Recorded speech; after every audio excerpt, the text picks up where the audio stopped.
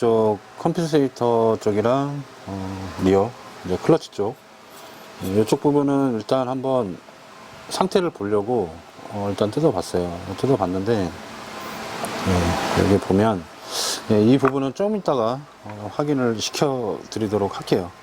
그래서 이쪽을 이제 풀러낼 때는 이제 요 락킹 툴이 있거든요. 이제 요 락킹 툴은 솔직히 뭐 업으로 하시는 분들은 뭐 전용 툴로 이제 구입을 해서 하셔도 되겠지만은 자가로 하시는 분들은 이거를 좀 금액이 비싸거든요. 그러니까 금액이 비싼 공구를 뭐 자주 하는 분이 아니라면 요 철판이 있어요. 좀 두꺼운 철판, 강도가 그래도 좀 있는 철판을 가지고서 이렇게 잘라서 이렇게 약간 갈아낸 다음에 요거를 계산해서 하셔도 됩니다.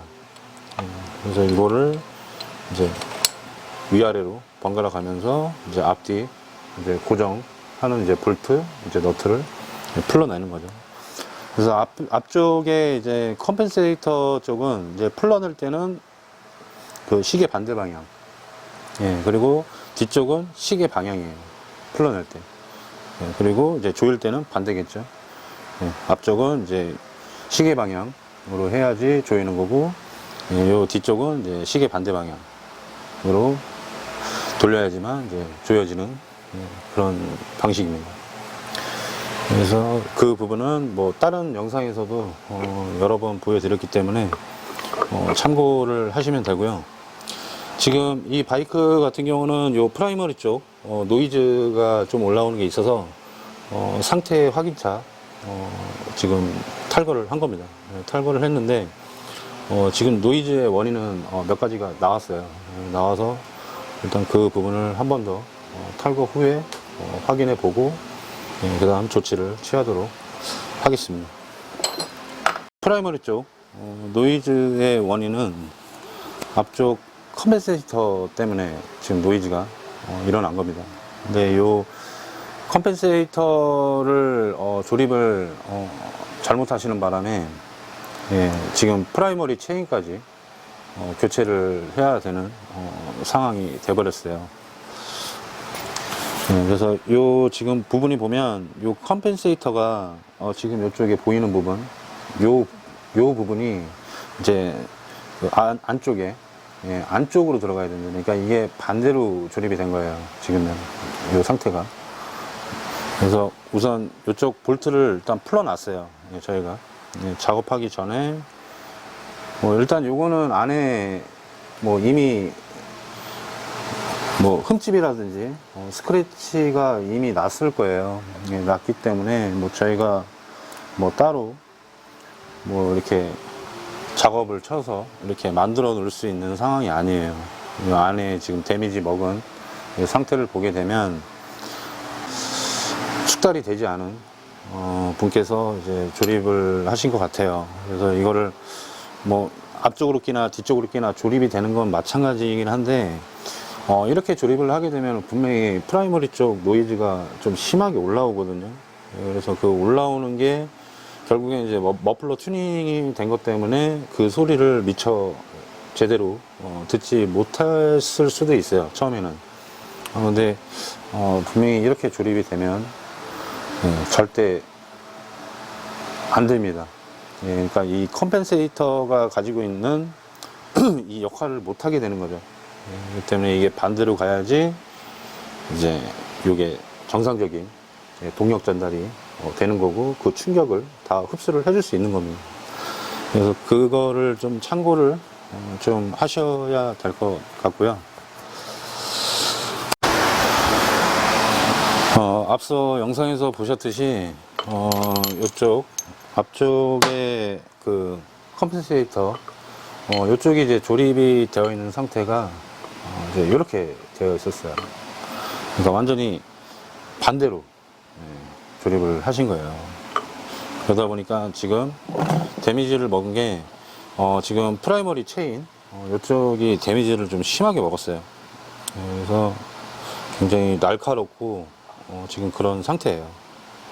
그래서 사용을 하셔도 되기는 하지만 좀 데미지를 좀 제법 먹었기 때문에 이런 상태라고 하면 체인이 끊어질 수도 있어요. 프라이머리 체인이. 그러면은 정말 안에서 프라이머리 체인이 이제 회전을 하다가 끊어져 버리게 되면 정말 그 이후에 일은 상상하기도 싫은 그런 일이 발생할 수 있습니다. 라이더의 안전을 위협할 수가 있기 때문에 지금 이 결국에는 요 프라이머리 쪽 아마 뭐 오일 누유나 기타 뭐 스테이터 코일 이런 거를 뭐 정비하기 위해서 이전에 이제 뜯었을 수도 있어요. 그러니까 요 고객분께서도 결국에 이제 요 바이크를 구입하신 지가 이제 몇 개월 안 되는 상태인데 이제 뭐 가져오셔서 뭐 이것저것 꾸미려고 하시다 보니까 이제 또 어떻게 이제 바이크를 입고를 하게 됐어요. 그래서 입고를 하는 과정에서 저희가 이제 시운전을 해보고 소리를 들어봤을 때 프라이머리 쪽 노이즈랑 우측에 이제 캠 서비스하고 이런 작업을 같이 할 건데 그쪽 노이즈도 노이즈지만 프라이머리 쪽 노이즈도 굉장히 심했어요. 그리고 운행을 했을 때 이게 어떤 좀 충격음, 그러니까 뭔가 부딪히는 듯한 이 느낌이 굉장히 강했거든요. 그래서 결국에는 요 컴펜세이터 요쪽 부분을 조립을 잘못한 것 때문에 결국에는 프라이머리 체인을 교환을 해야 되는 결과까지 왔습니다. 그리고 이제 조금 있다가 이제 한 번 더 확인을 해 볼 건데 요 클러치 쪽 아우터 이쪽 부분이 약간 와블 현상이 있거든요, 지금요. 그러니까 약간 이렇게 왔다 갔다 하는. 그러니까 요 컴펜세이터 쪽을 보게 되면 지금 요 안쪽에 보면 이제 이렇게 자국이 나버렸어요. 이쪽이. 그러니까 이쪽 부분에 요 그 압력판 스프링이 있거든요. 그러니까 스프링이 이제 여러 장 들어가는데 그쪽을 스프링을 잡아주는 하우징 그쪽 부분이랑 이렇게 되어 있는 상태예요. 그러니까 이 상태니까 결국에는 이제 요 동력 전달이 되면서 이 가속을 하거나 할 때 이 충격 있잖아요. 이게 그 동력이 전달되면서의 이제 그 충격을 요 컴펜세이터 이쪽에서 이제 잡아주게 되는데 이제 그 역할을 아예 못하는 상태가 돼버린 거예요. 그러니까 당연히 진짜 뭐 엔진이 막 진짜 내일 당장이라도 이렇게 막 떨어질 것 같은 충격음도 들리고 그런 노이즈가 좀 심했던 겁니다. 그래서 이런 부분은 결국엔 정말 간단한 작업이지만 이게 자주 해보시지 않으면 이게 숙달된 분이 아니면 이런 실수를 할 수도 있어요. 근데 이제 결국에는 이제 뭐 매뉴얼이나 뭐 이런 아니면 뭐 인터넷에 뭐 정보를 조금만 찾아보더라도 뭐 조립하는 순서는 다 나옵니다. 다 나오기 때문에 이런 부분은 실수를 하지 마시고 조립을 해 주셨으면 좋겠어요. 결국에는 뭐 일반 개인분이 정비를 하지는 않았을 거예요. 이 앞쪽 컴펜세이터나 이런 부분을 이제 건드려야 되고 할 정도면 뭐 좀 이게 그냥 사람 손으로 그냥 쉽게 이렇게 풀어낼 수 있을 정도의 그 토크값이 아니기 때문에 이제 뭐 전용 툴이나 아니면 어떤 에어 공구 이런 게 전문적인 공구가 없으면 좀 풀어내기가 좀 힘든 부분이긴 합니다. 그렇기 때문에 뭐 어떤 분이 하셨는지는 모르겠지만 아무튼 이런 조립 실수는 하지 않는 게 좋겠죠. 그래서 원래대로라면 좀 말이 길었습니다. 원래대로라면 요게 이렇게 들어가는 거예요. 안쪽으로 이쪽에 들어가서 요 부분이 이제 이쪽에 그 압력판 요 스프링이랑 이렇게 딱 붙어 있어야 돼요. 붙어 있는 상태에서 볼트 조임을 했을 때 이제 그 스프링이 이렇게 눌려야 되거든요. 그래야지 이제 그 충격을 이제 동력 전달이 됐을 때 그 충격을 요 컴펜세이터 이쪽에서 이제 잡아주고 이렇게 하는 거거든요. 이렇게 동력 전달이 되면서 이렇게 충격을 흡수해 주는 거예요. 그래서 뭐 요 컴펜세이터도 뭐 종류가 이제 뭐 이렇게 뭐 1세대, 2세대, 뭐 3세대 뭐 이런 식으로 해서 좀 여러 가지로 그 약간 모양도 바뀌고 이제 뭐 타입도 좀 바뀌고 네, 그렇게 나옵니다. 그리고 뭐 컴pen세이터도 요게 지금 미국 내에서도 이렇게 좀 요 충격을 이렇게 좀 제대로 흡수해주는 제품이 나온 게 있어요. 그래서 그 제품도 눈여겨 보긴 했었는데 금액대가 너무 비싸서 예, 솔직히 엄두를 못 내고 있습니다. 뭐 고객분들한테도 이렇게 말씀을 드리기가 말씀을 드려도 하시는 분이 거의 없었어요. 금액이 워낙에 비싸서 그거는 나중에 한번 그 장착을 하게 되면 설명을 한번 설명을 한번 드려볼게요.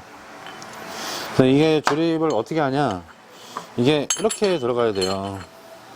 그러니까 요게 먼저 들어가야 되고 들어가고 그 다음에 이게 들어갑니다.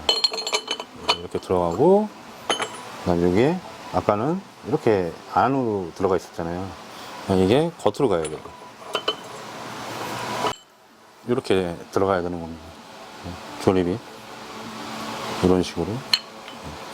이게 아까는 이렇게 들어가 있었어요. 처음에 풀렀을 때 이게 절대 아닙니다. 이렇게 들어가면 절대 안 돼요. 그래서 뭐 타입이 여러 가지라 이렇게 막 착각을 이렇게 할 수도 있어요. 근데 절대 그렇게 하지 마시고, 이게 뭐 정비 매뉴얼이 구비가 안 되어 있다라고 하면 차라리 사진을 한번 찍어 놓으세요. 작업할 때마다 좀 불편하더라도 이렇게 사진을 찍어 놓으면 알 수 있잖아요. 그래도 매뉴얼이 없어도. 예. 근데 이제 결국에는 이제 매뉴얼이 없거나 이제 전용 툴이 없다라고 했을 때는 조임 토크 값을 모르게 되면 결국엔 오버 토크가 되거나 덜 조이게 돼요. 그래서 뭐 덜 조이면은 볼트가 풀릴 거고, 오버 토크가 되면은 그걸로 인해서도 또 부품들이 좀 부하가 더 심하게 걸릴 거고, 그렇게 되면은 엔진에도 이제 부하가 걸리니까 또 이제 생각지 않은 이제 어떤 하울링 이런 어떤 노이즈가 또 올라올 수도 있는 거거든요. 그러니까 뭐 그런 부분은 참고를 하셔서 작업을 해 주셨으면 좋겠습니다.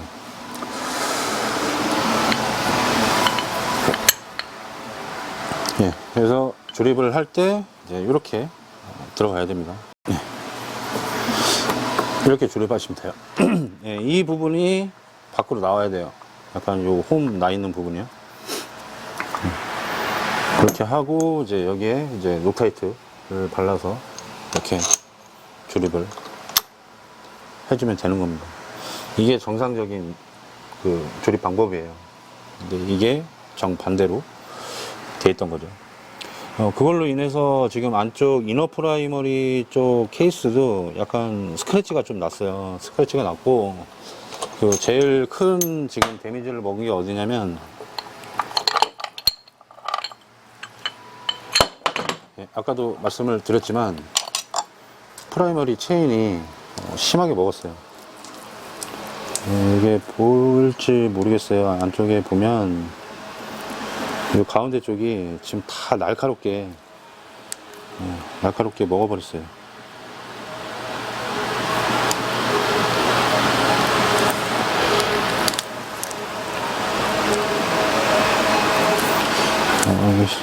좀 심한 부분을 보여드려야 되는데,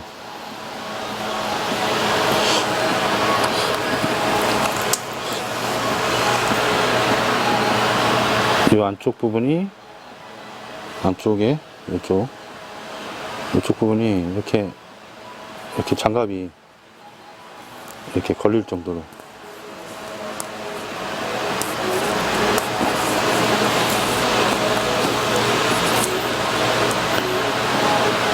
이쪽 부분이 날카롭게 다 갉아 먹었습니다. 그러니까 이게 위치가 안 맞으니까 그것만큼 요 스프로킷, 스프로킷 그쪽 부분이 이렇게 좀 갉아 먹은 것 같아요.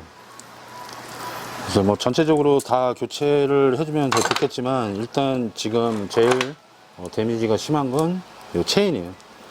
그래서 요 체인은 교체를 해야 되고, 나머지 이제 컴pen세이터랑 이쪽 부분은 지금 또 국내 재고가 부품이 없어서 추후에 한번 교체를 권장해 드리고, 이제 뭐 비용적인 부분 협의해서 추후에 한번 하면 될 것 같습니다.